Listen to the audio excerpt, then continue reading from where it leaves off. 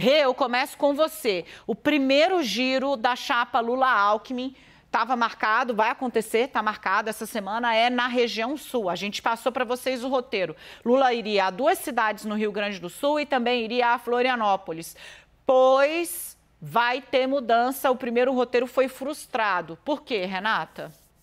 Gente, um enrosco em Santa Catarina. O problema não é Rio Grande do Sul, mas Santa Catarina. O PSB lá de Santa Catarina pediu formalmente para que houvesse uma nova data. Então, um cancelamento ou uma alteração dessa data, jogar um pouco para frente. E por quê? Aí a gente está falando de um arranjo regional e que localmente está nesse momento opondo justamente o PSB ao PT. E aí houve esse pedido formal para que não fosse esse encontro, né, esse ato não fosse realizado agora nessa data. Por quê, gente? Lá a gente tem, de um lado, Décio Lima, do PT, o pré-candidato petista, e do outro lado, o senador Dario Berger, pelo PSB, pré-candidato também ao governo do estado. Só que Berger está com uma licença médica, teve de passar por uma cirurgia e não poderia comparecer no dia do ato programado junto com Lula e Alckmin. E aí qual é a tensão, digamos, do lado do PSB? De que um ato com Lula e Alckmin e só o petista, Décio Lima, acabe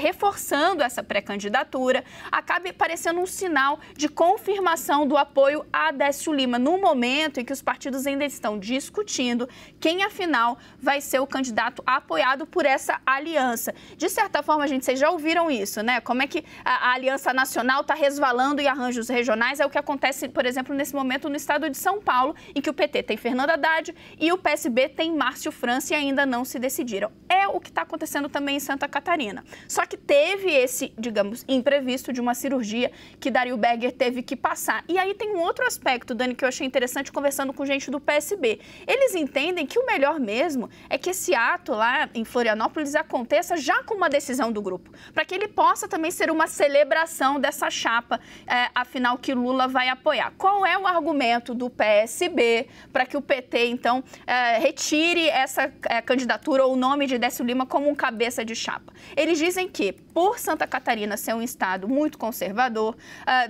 o senador Dario Berger tem uma condição de quebrar um pouco a rejeição ao PT, ampliar essa rede de apoios, e eles citam uma questão também complicada ali para fazer Dario Berger desistir. O fato de que ele trocou justamente o MDB, que ele estava lá há 14 anos, pelo PSB, justamente para se candidatar. Então, nos bastidores eles dizem, como é que vai convencer ele agora a não se candidatar? Então, tem esse enrosco a ser resolvido, uma decisão também para Lula, né? Um cálculo que ele tem de fazer de qual é o palanque mais forte num estado que é, sim, tá ali na lista de problemas, né? Lula tem que cuidar dos estados do Sul, porque Bolsonaro tem historicamente um desempenho mais favorável.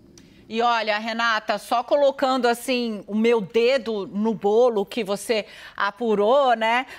Não, vou colocar o dedo, vou botar uma cerejinha, né? Aquela que contribui apenas com o charme. Falando com os petistas, eles já estão resignados, né? Então, Lula deve ter autorizado já, isso ainda não é oficial, mas os petistas já dão como certo que Florianópolis vai ficar de fora do giro, exatamente por conta desse enrosco que a Renata Agostini contou para vocês.